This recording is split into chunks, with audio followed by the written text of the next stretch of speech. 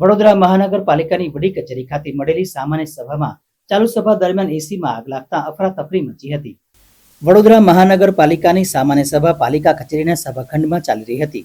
તે દરમિયાન સભાના 1.5 કલાક બાદ અચાનક સભાખંડના એસીમાંથી ધુમાડો નીકળવા લાગ્યો હતો, જેના કારણે એક તબક્કે સભાસદો, મ્યુનિસિપલ કમિશનર દિલીપ રાણા તથા ડેપ્યુટી મેયર ચિરાગભાઈ બારોટ, સભા સેક્રેટરી સૌ કોઈ હેબતાઈ ગયા હતા અને સભાખંડમાંથી બહાર નીકળવા સભા સેક્રેટરીની સૂચનાથી સૌ સભાસદો બહાર નીકળી ગયા હતા.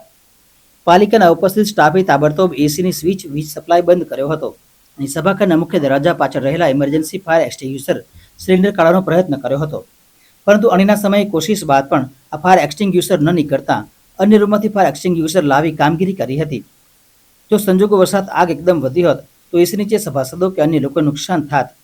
સભાખંડમાં એક તબક્કે ધુમાડાના ગોટે ગોટાથી સમગ્ર સભાખંડમાં ધુમાડો પ્રસરી ગયો હતો અને સભાને થોડી વાર માટે મુલતવી રાખવી પડી હતી. હવે એ તો ટેકનિકલી કંઈ હતું. હવે ઇલેક્ટ્રિકનું વસ્તુ હોય એટલે એમાં ક્યારેક આપણા ઘરમાં પણ આવું થતું હોય છે. એ જ રીતે અહીંયા પણ કંઈક એવું અંદર ટેકનિકલી વિષય હતો એટલે મને બહુ ખ્યાલ નથી, પરંતુ કાબુમાં આવી ગયું. પછી પણ ધુમાડાના કારણે લોકોને શ્વાસ લેવામાં અંદર બી તકલીફ પડી છે. ખુદ આપણે પણ લોકોને સમજાવીને બહાર કાઢવા મોકલવા પડ્યા. એક્સિડન્ટ કોઈ બી થાય એટલે એમાં જે એના પાછળથી જે થવાનું હોય એ ધુમાડા તો થવાના જ છે, એટલે એ બધું કાબુમાં આવી ગયું છે. કોઈ ચિંતાની વાત નથી.